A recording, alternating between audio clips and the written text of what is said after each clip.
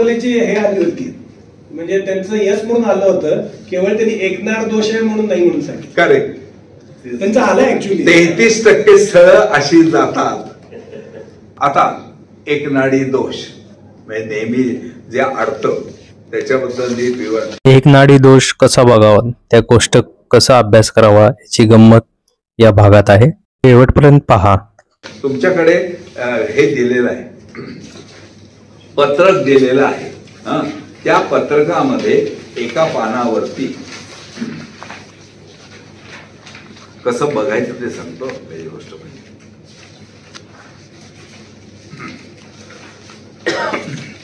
पान नंबर 14चं हे एकनाडी दोषाचं हे कोष्टक दिलेलं आहे बघा.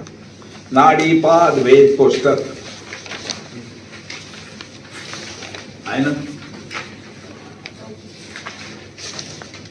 हे कोष्टक आहे. नाडी पाद वेद मोठ्या आकारात दिलेलं आहे, पानभर आहे कोष्टक, पण हेच कोष्टक आहे. हे बघायचं कसं या पहिलं समजावून घेतलं.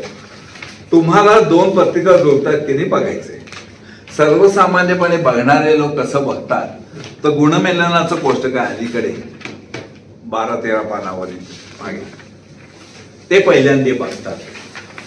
बरोबर, पहिली चुकती आहे, तसं करू नका. सगळ्यात पहिल्यांदा गोत्र जुळतंय की नाही बघायला पाहिजे. आपण सांगितलं त्याचा जन्म वेळेशी काही संबंध नाहीये, बरोबर आहे, वंश परंपरेने. ते जर जुळत असेल पहिली स्टेप गोत्र. दुसरी गोष्ट नाडी, एकनाडी दोष आहे का हे आपल्याला ठरवायचं आहे. तर ते जे कोष्टक बघितलं ते त्या कोष्टकात तुम्हाला काय दिसत आहे, तर आडव्या पट्ट्या दिसत आहेत, बरोबर आहे.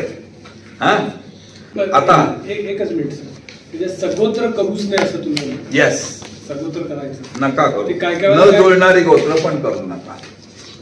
पण न जुळणारी गोत्र म्हणजे असं शांडिल्याचं काश्यपशी जमत नाही, तर न जुळणारी गोत्र कुठली आहेत हे आपल्याला माहिती पाहिजे. मी एकंदर 327 गोत्रांचं एडिटिंग केलंय. कोणताही गोत्र सांगितलं त्याचं कोणाशी जुळत नाही त्याची यादी माझ्याकडे आहे. ते कसं करायचं पुढे सांगतो मी तुम्हाला, की तुमचे गोत्र कोणाशी जुळत नाही हे तुम्हाला माहिती पाहिजे. पंचांगात नाहीये. काही लग्नाच्या आधी ते दुसऱ्याला काहीतरी हे करून म्हणजे ते सगोत्र सांगतो. दत्तक देऊन गुणसूत्र बदलणार का, वडील बदलणार का, आई बदलणार का, नाही. दत्तक देऊन गोत्र बदलता येत नाही. त्याचं ओरिजिनल जे गोत्र आहे तेच रेफरन्सला घ्यावं लागेल आणि त्या मुलापासून पुढे ज्या पिढ्या असतील त्यांचं ते गोत्र राहील, आडनावाप्रमाणे नाही. कळलं का? कारण गोत्र ही पुरुष प्रधान संस्कृतीनुसार वडिलांचं जे गोत्र आहे ते घेतलं जात आहे आणि ते योग्य आहे. आईचं गोत्र नाही रेफरन्सला घेतलं जात आहे. जे दोन्ही मधला जो फरक आहे निसर्गाने ठेवलेला, त्यामध्ये पुरुषाचंच गोत्र फक्त घेतलं जात आहे. दत्तक देऊन गोत्र बदलत नाही. थापाय बदलू नका, असं होत नाही. आणि गोत्र ही संकल्पना केवळ हिंदू ब्राह्मणांमध्ये आहे का सगळ्यांमध्येच आहे? ब्राह्मणच फक्त नाही, 96 कोळीमध्ये पण आहे. बऱ्याच जणांच्या मध्ये गोत्र बांधली जातात ना, फक्त ब्राह्मण नाहीयेत. ब्राह्मण हा वर्ण आहे, जात नाही. 4 वर्णांपैकी एक वर्ण ब्राह्मण वर्ण, त्याची जबाबदारी आहे. उच्च नीचत्व नाहीये, ते आपण केलंय. ब्राह्मणाचं कर्तव्य काय, ग्रंथांमध्ये असलेलं ज्ञान स्वतःकडे घेऊन ते समाजापर्यंत पोहोचवण्याचं काम जो करतो तो ब्राह्मण. मग त्याला शेती करायला वेळ मिळणार का? म्हणून शेतकऱ्यांनी त्याला जगेल अशी व्यवस्था करायची. ब्राह्मण क्षत्रिय म्हणजे कोण, संरक्षण करणारा, म्हणजे फक्त लढायचं नाही.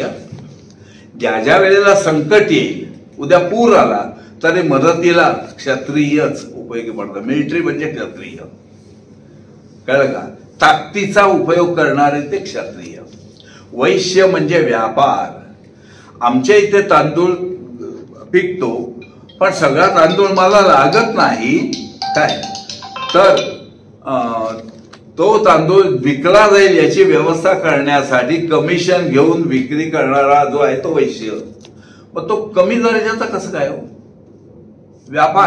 व्यापारी म्हणजे वैश्य. आणि शूद्र म्हणजे तुम्हाला लागणाऱ्या सगळ्या सुविधा उपलब्ध करून देणारा तो शूद्र. कॉम्प्युटर इंजिनियर शूद्र झाला, कारण तो लोकांसाठी कॉम्प्युटर्स बनवून देतो, टीव्ही बनवून देतो. Mechanical engineers, electrical engineers, civil engineers, architects, doctors सगळे शूद्र. ती जात होऊ शकत नाही. का ब्राह्मण, आता जन्माने मी ब्राह्मण आहे, परंतु मी काय करत होतो फिलिप्सला? मी लोकांसाठी रेडिओ, टीव्ही, काय हे सगळं ऍम्प्लिफायर्स वगैरे डिझाईन करत होतो. म्हणजे मी काय करत होतो? लोकांसाठी सुविधा उपलब्ध करून देत होतो ना. म्हणजे ज्या वेळेला मी नोकरीत होतो तेव्हा मी शूद्र होतो असं म्हटलं तर काही चुकीचं नाहीये. हा, आता मी ज्ञान लोकांच्या पर्यंत पोहोचवतोय का गणित देत होतो, त्यावेळेला मी वर्गात उभं राहिलो की मी त्यावेळेला ब्राह्मण आहे. ब्राह्मणी जात नाही होऊ शकत, पण गैरसमज आहेत ना.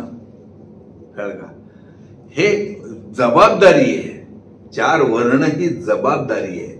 त्यात उच्च नीचत्व वगैरे असं अजिबात नाही. थापायचं सगळ्या. त्याच्यामुळे सगळ्या वर्णामध्ये गोत्र आहेच. सगळ्या वर्णात पैकी शूद्रमध्ये नाही बघितली जात. म्हणजे असली तर आम्ही बघतो. तुमचं थोडं माहिती असेल तर सांगा. पण म्हणजे 96 कोळीतलं सूत्र वेगळं आणि ब्राह्मणांचं गोत्र वेगळं असं नाहीये. गोत्र एकच. कळलं का? आता दात्यांनी एक पुस्तिका प्रकाशित केलेली आहे, बहुविध गोत्रावळी नावाची. त्याच्यामध्ये अनेक जातीचे, पोट जातींची गोत्र सगळी दिली आहेत.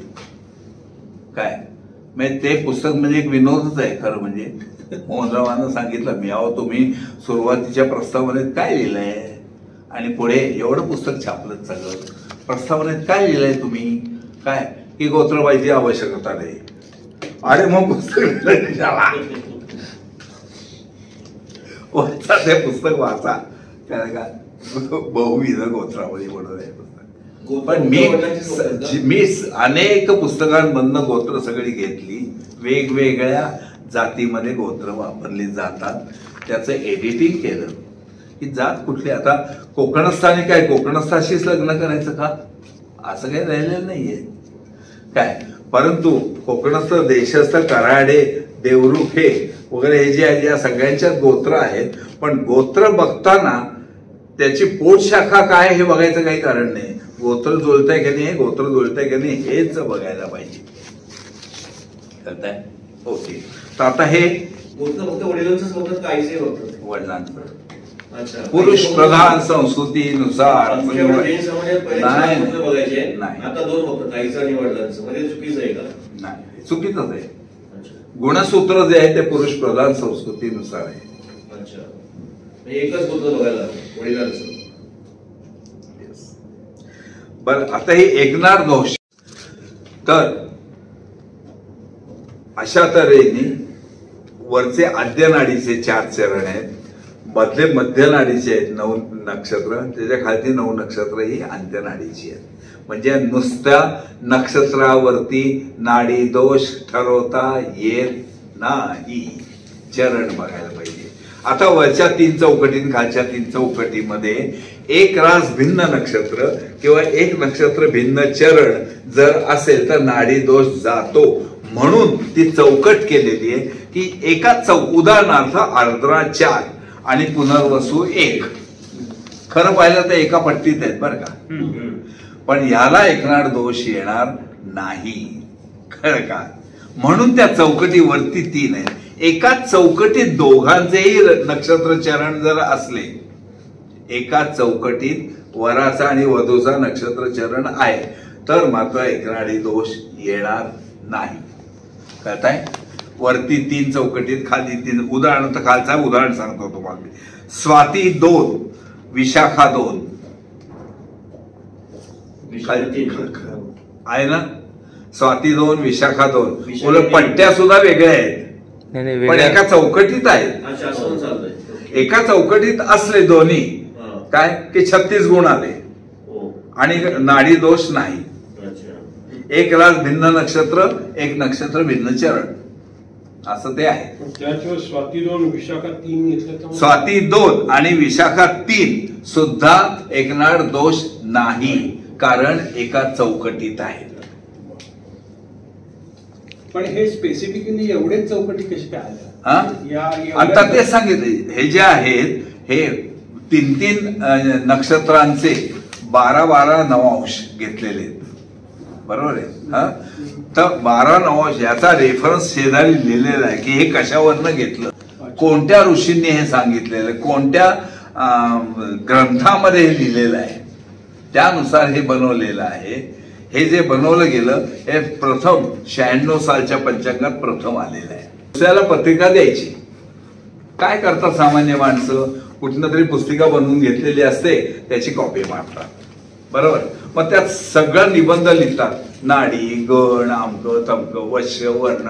कशाला पाहिजे? गुणमेलनात त्याची गरजच नाहीये. उलट नाडी तर लिहूच नाहीये. नक्षत्र चरण आल्यानंतर नाडी ऑटोमॅटिकली फिक्सअप होते. तर कशा करता लिहायची नाडी? ते लिहिले की आद्य नाडी नाही जमत, असं होतं ना, म्हणून नाडी लिहूच नाही.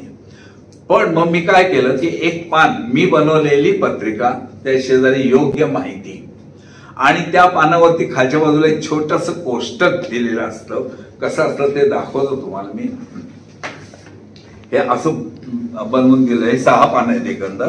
याच्यामध्ये 3ऱ्या पानावरती मी बनवलेली पत्रिका असते, योग्य माहिती शेजारी, आणि खाली एक कोष्टक दिलेलं आहे की ही पत्रिका कुणाशी जुळत नाही.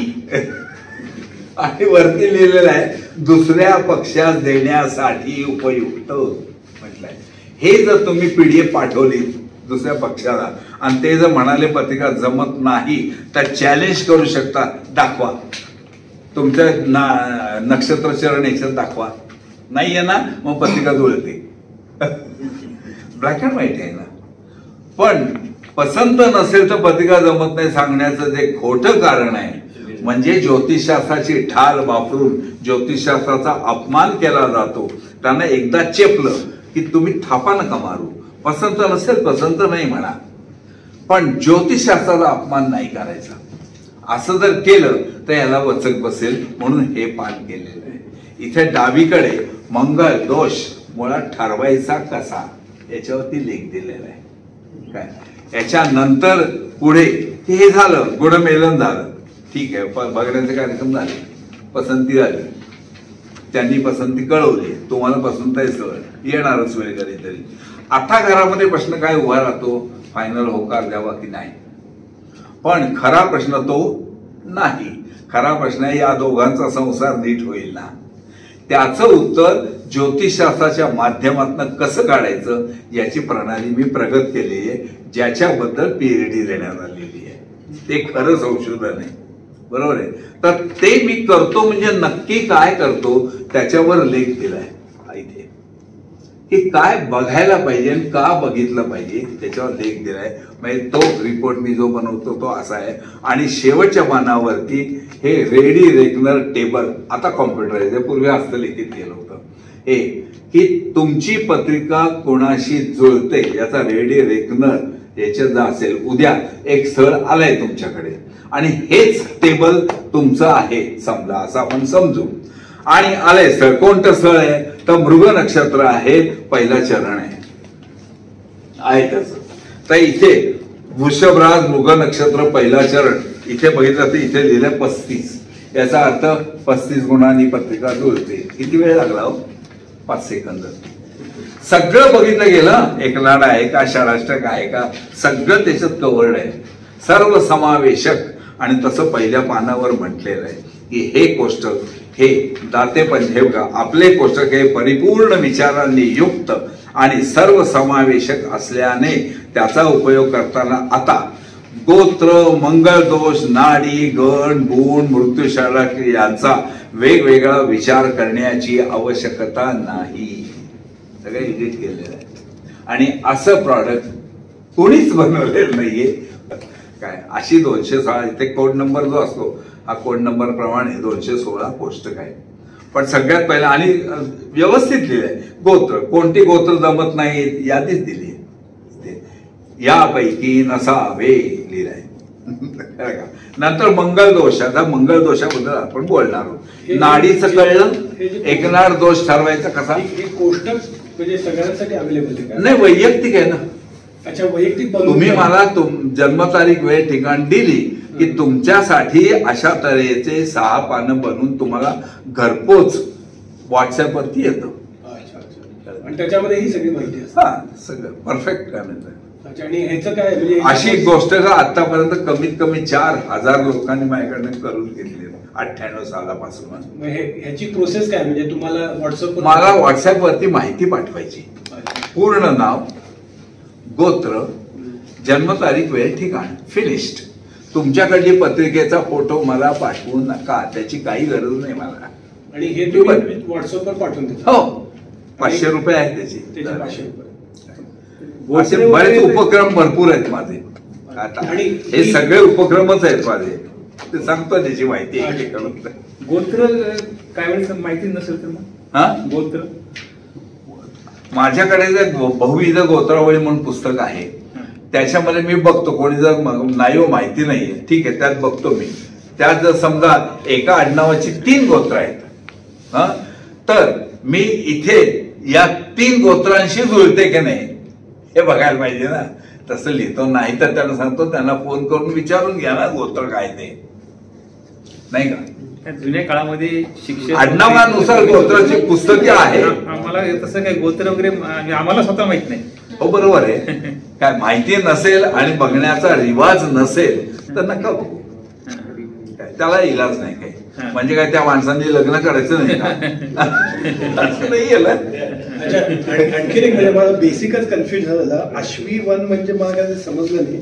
म्हणजे ते अश्वी नक्षत्र, अश्विनी म्हणजे अश्विनी नक्षत्राचा पहिला चरण असं आहे. त्याच्या खाली 2 म्हटलंय, नंतर 3 म्हटलंय, 4 म्हटलंय बघा. अच्छा, म्हणजे 4ही चरण आले. एका नक्षत्राचे 4 तुकडे केले जातात. 3 अंश 20 कलांचा 1 तुकडा होतो. असा टोटल 13 अंश 20 कलांचा 1 नक्षत्र बनतं. आता एकच माझं बरोबर आहे का ते सांगा. आश्लेषा 4 आणि मघा 3. आश्लेषा 4 आणि मघा 3 एकनार दोष नाही, कारण एका पट्टीत नाही. नाही, कारण स्पेसिफिकली कशाला विचारतो, आलं असेल का? मुला मुलीची हे आली होती म्हणजे त्यांचं यश म्हणून आलं होतं, केवळ त्यांनी एकनार दोष आहे म्हणून नाही म्हणून सांगितलं. करेक्ट. त्यांचं आलं ऍक्च्युली 33% स्थळं अशी जातात. नाही, ऍक्च्युली आलेलं म्हणजे. म्हणून तर आपल्याकडे जर ऑफिशियल हे असेल, लेख असेल तर तुम्ही चॅलेंज करू शकता ना. नाही, पण त्यांना कन्व्हिन्स कसं करायचं घेता ऑफिशियल आहे. आता याच्यामध्ये असं जर कोष्टक तुमचंच केलेलं असेल, जो कोण लग्नाचा आहे तर त्याच्यामध्ये हे जे नक्षत्र आहे मगा 3 मगा 2 हे इथे गुणच दाखवले जातील ना, ऐकणार नाही म्हणून डायरेक्ट एकदम. जिथे ऐकणार आहे तिथं ना म्हटलेलं आहे मी. हे बघा इथे ना म्हटलेलं आहे. अश्विनीचा 4था चरण ना म्हटलंय, माना म्हणजे ऐकणार दोष आहे. कोणाचा? ह्या माणसाचं, सगळ्यांचं नाही, या माणसाचं झालंय, वैयक्तिक म्हटलंय ना. ह्याच्यासाठी तुम्हाला 216 कोष्टकं झाली ना. काय माहिती पाठवायची याच्यासाठी? नाव, गोत्र म्हणजे पाहत असली तर गोत्र, म्हणजे रिवाज असला तर, जन्मतारीख वेळ आणि ठिकाण.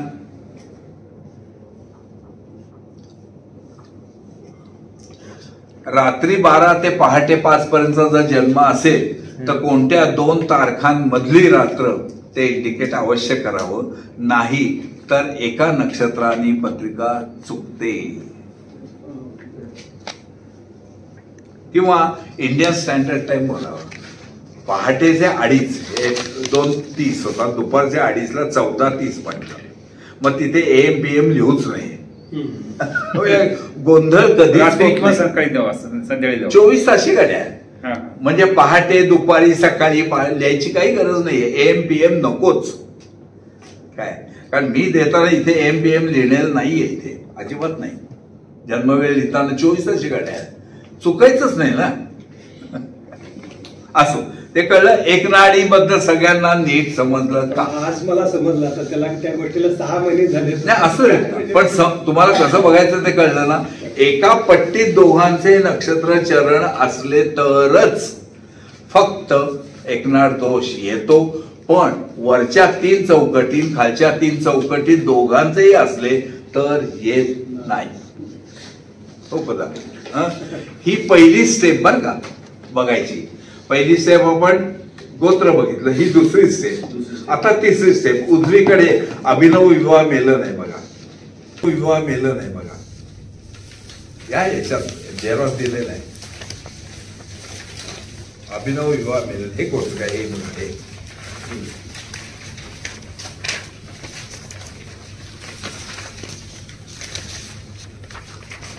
कसं बघायचं ते सांगतो. हे गोष्ट सहसा कुणाला बघता येत नाही. नीट गोंधळ होतो. नीट समजावून घ्या. याच्यात काय दिसतंय ते सांगतो पहिले.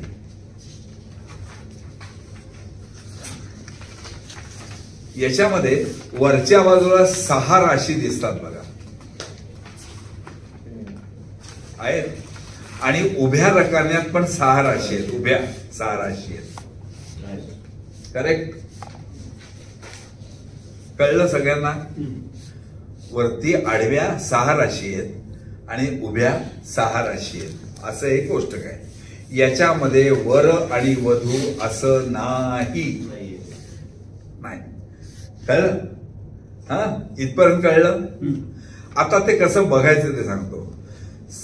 एखाद्या वेळेस वर आणि वधू दोघांच्याही राशी एकाच बाजूला असू शकतात.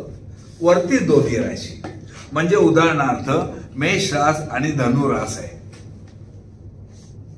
बरोबर? वरती मेष पण आहे, धनु पण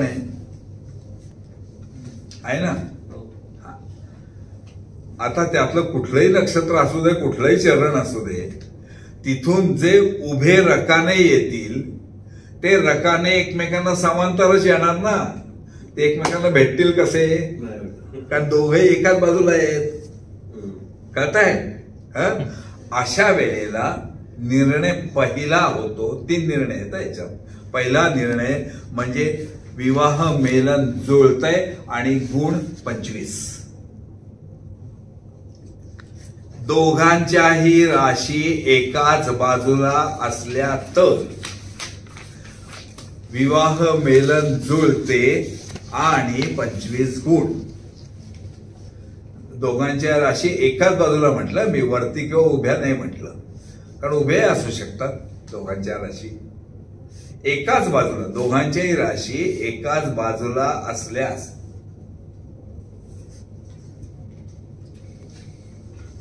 विवाह मेलन जुळते आणि 25 गुण येतात.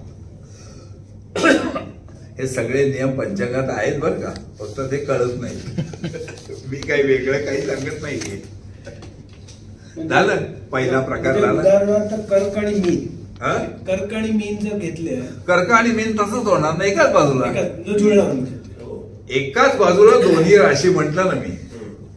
मग ते वरती आडव्या असू देत नाही तर उभ्या असू देत. इकडे सुद्धा आहेत ना, वृषभ, मिथुन, कन्या आहेत की इकडे, तूळ, मकर, कुंभ या उभ्या आहेत. यापैकी कोणत्याही 2 राशी असल्या तरी आडवे कॉलम येतील. पण ते एकमेकांना भेटणारच नाहीत ना, समांतर येणार. म्हणजे 25 गुण आले. विवाह मेलन जुळतं. कळताय? अच्छा, म्हणजे इतकं सरळ ठोकताळा आहे. साधा सोपा आहे एकदम. आता बघा, पहिल्यांदा आपण काय बघितलं, एकनाड आहे किंवा नाही. नाही असा निर्णय झाला, त्याचे आले 8 गुण. एकनाडीचे 8 गुण असतात. आता इथे किती आले गुण? 25. बरोबर ना? 25 आणि 8 किती झाले? 33. 33 गुण तर इथे झाले ना. उभी बाजू हे बघा, तुम्ही ते हे काढलेत ना, हे घ्या ना, काढा, कोष्टक काढा, ते दिलेलं आहे. आलं?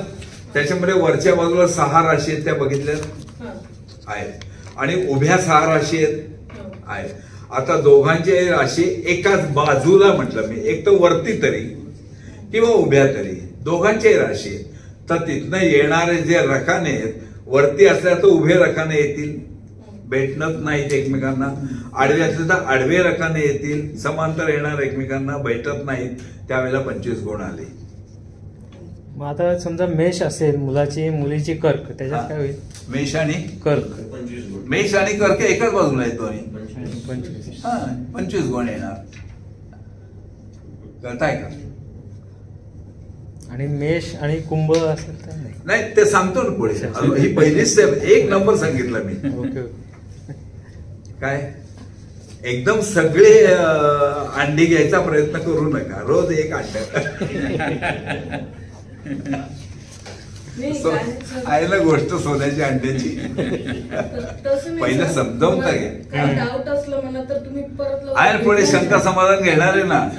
आणि कधीही घरी कॉन्टॅक्ट करू शकता तुम्ही. काय माझा फोन नंबर आहे, सगळं आहे. स्टेप बाय स्टेप सांगतो. हे कळलं पहिलं. आता समजा एकाची राशी वरच्या बाजूला आहे, एकाची राशी उभ्या बाजूला आहे, तर ते कॉलम एकमेकांना छेदतील. बरोबर आहे. अशा वेळेला काय करायचं, तर त्या छेदात एक तर रिकामी चौकट तरी येईल किंवा फुली येईल, एक काहीतरी घडेल ना. बरोबर आहे. जर म्हणजे हा दुसरा क्रमांक, की दोघांच्या राशी उभ्या आडव्या रकान्यात असल्यास, दोघांच्या राशी उभ्या आणि आडव्या रकान्यात असल्यास छेदात रिकामी चौकट, छेदात रिकामी चौकट असल्यास गुण आपलं विवाह मेलन जुळते 25 गुण, मगासारखंच.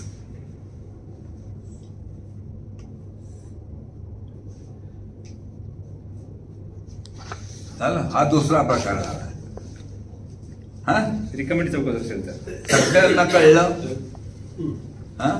आता तिसरा प्रकार, दोघांच्या राशी उभ्या आणि आडव्या रकान्यात असल्यास, आत्ता सारखंच म्हणजे दोघांच्या राशी उभ्या आणि आडव्या रकान्यात असल्यास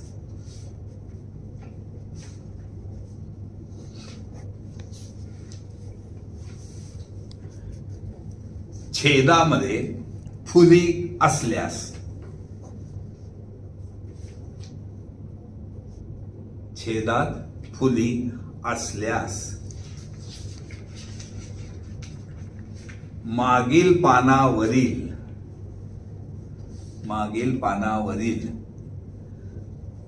घटित गुणमेलन कोष्टक पहावे.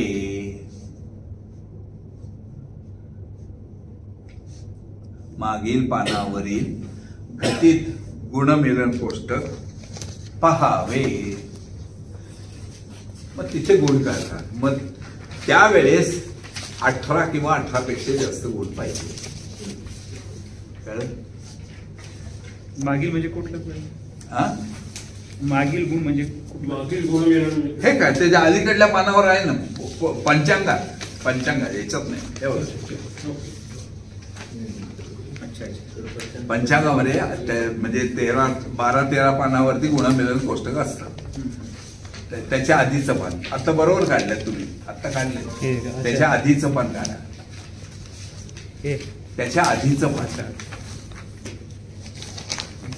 घटित गुणमेलन कोष्टक आहे ना, त्याच्यामध्ये त्या केसमध्ये फक्त गुण बघायचे. म्हणजे आपण बघतो ते पहिल्यांदा ते बघतो, तिथं चूक होते. उलटा झाला सिक्वेन्स. पहिल्यांदी एकनाडी दोष बघा, नंतर अभिनव विवाह मेलन बघा, आणि गरज पडली तर घटित गुणमेलन बघा. नाही तर बघण्याची गरज नाही. तिथं 25 आणि 33 गुणीच असले इकडे बघायचं काय कारण आहे? कळताय का? ही तिसरी स्टेज आहे. म्हणजे सर माहितीसाठी की पहिल्यांदा आपण जे बघायचं ते गोत्र बघायचं. पहिलं गोत्र, पहिली सुरुवात गोत्र. मग नंतर मंगळ दोष बघायचा. त्या मंगळ दोषाबद्दल बोलतोय नंतर आपण, आणि मग त्याच्यात गुणमेलन ही तिसऱ्या स्टेजचा आपण बोलतोय आता. त्याच्यामध्ये 3 टप्पे. पहिला एकनाड दोष आहे का बघायचं, मग अभिनव विवाह मेलन बघायचं, आणि गरज पडली तर गुणमेलन बघायचं. झाली हा, पहिलं गोत्र, मग मंगळ दोष. आणि याच्यातही मी तसंच लिहिलेलं आहे इथे. पहिल्यांदा गोत्र कुठली जुळत नाही ते दिलंय, नंतर मंगळ दोषाची स्टेटस लिहिल्या. आपल्याला मंगळ आहे की नाही बघायला पाहिजे ना, आणि चालणार की नाही, 2 प्रश्न आहेत. त्याची बरोबर माहिती इथे दिली. ते मंगळाबद्दल सांगणार आहे आता तुम्हाला. पण म्हणजे याचा अर्थ असा झाला की गोत्र आणि मंगळ दोष नसतील आणि समजा दोन्ही जुळताय, दोन्ही जुळताय, तर कर्क आणि सिंह असेल तर पहिल्यांदा नाडी दोष बघणार. तुम्ही पंचांगावरनं बघत असाल तर नाडी दोष बघणार, अभिनव विवाह मेलन बघणार, आणि गरज पडली तरच कठीण होईल. आणि नाडी दोष नाही आणि कर्क आणि सिंह राश सारखी आहे, तर मग पुढे पत्रिका बघायची गरज जुळतेच ना मुळात. काय मुळात नाडी दोष नाही, आणि इथे 25 आले म्हणजे 25 आणि 8 33 इथं झाले ना गुण. काय पण मंगळ दोष हा एक प्रकार आहे तो फार महत्वाचा आहे, तो नीट समजावून सांगणार आहे. कॉम्प्लिकेटेड आहे जरा. हे कळलं म्हणजे आपण गुणमेलन कोष्टक प्रथम बघतोय ती चूक आहे हे लक्षात आलं असेल. त्याला महत्व नंतरच आहे, सबसिडियरी येते. सगळ्यात पहिल्यांदा नाडी दोष, नंतर अभिनव विवाह मेलन, आणि मग गुणमेलन गरज पडली तर. आणि आता तिथे सुद्धा 18 किंवा 18 पेक्षा जास्त गुण असले की गुणमेलन जुळताय म्हणून पुढे राहायला हरकत नाही. 18 आता 18च गुण कुठून आले? पहिला प्रश्न. एकंदर जे गुण येतात म्हणजे अष्टकुटातले जे गुण, याच्या पाठीमागे जे कोष्टक आहे हे कोष्टक, याच्यात एकंदर 8 प्रकारचे दोष दाखवलेले आहेत. ते 1 ते 8 या संख्यांची बेरीज केली तर 36 होते. बरोबर, एकूण बेरीज 36 होते, म्हणजे 36 गुण झाले. ते आपल्या शिक्षण पद्धतीमध्ये 35%ला पास. बरोबर आहे ना. अर्थ काय हो त्याचा? आता मी गणित शिकवतो म्हणून ते सांगतोय की अर्थ त्याचा असा आहे की शिकवलेल्या पैकी 65% तुम्हाला नाही आलं तरी चालतं. जीवन जगण्या इतकं ज्ञान असतं म्हणजे 35%. हे खरं. एक्झॅक्टली तसंच ज्योतिषशास्त्रामध्ये जे ठरवलं गेलंय ते 50%ला पासिंग. म्हणून 36 पैकी 18 कुठून आले तर 50%ला पास म्हणून. कळताय? 18 गुणाचा रेफरन्स असा आहे. आता समजा नेमकं एखाद्या केसच्या बाबतीमध्ये अगदी ओळखीतलं स्थळ आलंय सगळं, तेव्हा 17.5 गुण जमता येतो, 18 नाही जमत आहेत. घरामध्ये पेच प्रसंग उभा राहतो. बरोबर आहे. 17.5 आहेत, 17 आहेत, 16.5 आहेत, 16 आहेत. इथपर्यंत नेमकं आली एखादी स्पेशल केस तुमच्याकडे तर मात्र माझ्याशी संपर्क साधा. आता ते का ते सांगतो. एखाद्या विद्यार्थ्याला शाळेच्या वार्षिक परीक्षेमध्ये 2 विषयांमध्ये जास्तीत जास्त 2 विषयामध्ये तो नापास झालाय आणि त्याला 1-1, 2-2 गुण कमी पडले. 35 ऐवजी 34 आहे, 33 इथपर्यंत आहे. बरोबर आहे. तर मुख्याध्यापकांना अधिकार दिलेला आहे 5 गुण ग्रेस देण्याचा, पण जास्तीत जास्त 2 विषय. त्याच्यात वाढवून 5 गुण वाढवून जर तो 35ला पोहोचत असेल तर त्याला पास केलं जातं. म्हणजे त्याच्या आयुष्याचं वर्ष वाया जात नाही हा उद्देश आहे, खरा उद्देश. बरोबर आहे. एक्झॅक्टली तसंच आहे की हे जे गुण आपण बघतोय म्हणजे नक्की काय बघतोय तर पृथ्वी म्हणजे एक बिंदू, हा वर त्याचा चंद्र कुठेतरी असणार, हा तो पॉइंट आणि पृथ्वी जोडून एक रेषा तयार होईल. वधूचा चंद्र कुठेतरी असेल, तो पॉइंट आणि पृथ्वी जोडून दुसरी रेषा तयार होईल. म्हणजे थोडक्यात एक कोनच तयार झाला ना. या कोनावरती आधारित गुणमेलन तयार केलंय. आज सोपं समजायला सोपं. बरोबर आहे. आता गंमत अशी आहे की मुळामध्ये चंद्र फक्त मानवी जीवनाला उपयुक्त आहे का? बाकीच्या ग्रहांचं काय? अहो एक एक दीड गुण फक्त कमी पडलाय, 2 गुण पर्यंत गुणमेलन खाली आलंय, पण अहो ते चंद्राचे आहेत. चंद्र का बघतात? तर दोघांचे स्वभाव एकमेकांना जुळणारे असले पाहिजेत. चंद्र बघण्याचा पहिला उद्देश तो आहे. संततीसाठी बघतातच, एकनाट दोष त्याचा आहे, परंतु मुख्य म्हणजे स्वभाव. हे बघण्याची रूढी कशी सुरू झाली असेल तर पूर्वीच्या काळी माझघरातून ओसरीवरती स्त्री आलेलीच नव्हती. त्या काळामध्ये एखाद्या पुरुषाचा आतमध्ये असलेल्या स्त्री बरोबर संसार नीट होईल का, कसं ठरवायचं? म्हणून पत्रिका बघण्याची पद्धती सुरू झाली.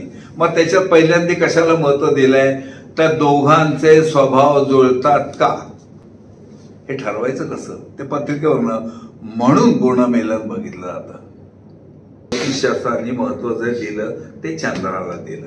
त्याचं कारण ते गुणमेलन म्हणजे नक्की काय असतं तर दोघांचे स्वभाव. म्हणून त्याला 50% मार्क जो बसवलेला आहे, 18 गुण का, त्याचं कारण ते आहे.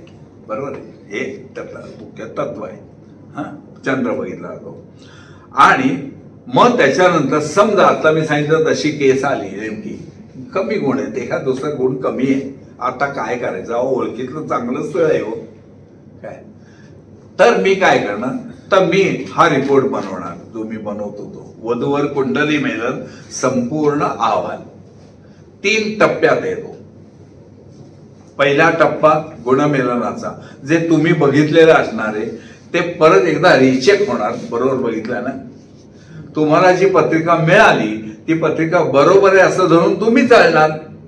ती बरोबर आहे की चेक करायला नको, ती पण माझ्याकडे चेक होणार. म्हणून मी कोणाची पत्रिका स्वीकारत नाही. त्याचं कारण ते मला दोघांचेही जन्मतारीख वेळ ठिकाण द्या, मी पण पत्रिका, म्हणजे ती चुकीची असणारच नाही ना. हे त्यातला भाग आहे. आणि त्याच्यामध्ये पहिला टप्पा तो गुणमेलनाचा चेक केला जाणार, रिचेक केला जाणार थोडक्यात. दुसरा टप्पा या दोघांचा संसार नीट होऊ शकतो का याचा विचार त्यात आहे. त्याच्यामध्ये मी 4 स्थानांना महत्व दिलेलं आहे. वरचं चौकट म्हणजे लग्नस्थान मगाशी सांगितलं मी. डावीकडे जे त्रिकोण आहेत त्यातला खालचा त्रिकोण पंचम स्थान, संतती, त्याच्यासाठी ते. खालच्या ह्याच्यावरती चौकोन मध्ये जो आहे ते सप्तम स्थान म्हणजेच कोऑर्डिनेशन. आणि उजवीकडे जे आहे त्यातला खालचा त्रिकोण म्हणजे भाग्यस्थान. ही 4 स्थानांना मी महत्व दिलंय. या 4 स्थानांचं कोऑर्डिनेशन कसं आहे मी पहिलं बघणार. हे वरचं लग्नस्थान का बघायचं तर दोघांची व्यक्तिमत्व एकमेकांना पूरक असली तर संसार चांगला होतो, म्हणून ते बघायचं. संततीची पुढे अपेक्षा आहे, नुसते असून उपयोग नाही, ती धडधाकट असायला पाहिजे, म्हणून पंचम स्थानाचं कोऑर्डिनेशन बघायचं. सप्तम स्थान म्हणजे एकमेकांमधलं कोऑर्डिनेशन, एकमेकांना धरून राहण्याची वृत्ती असायला पाहिजे नवरा बायको, म्हणून सप्तम स्थानाचं कोऑर्डिनेशन बघायला पाहिजे.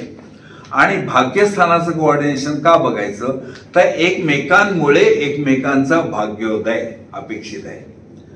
एकमेकांमुळे एकमेकांचा भाग्योदय अपेक्षित आहे याचा अर्थच असा होतो की दैव बदलतं.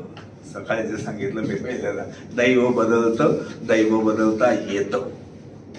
हा बेस आहे ज्योतिषशास्त्राचा, कळलं का? म्हणून भाग्यस्थान बघायचं.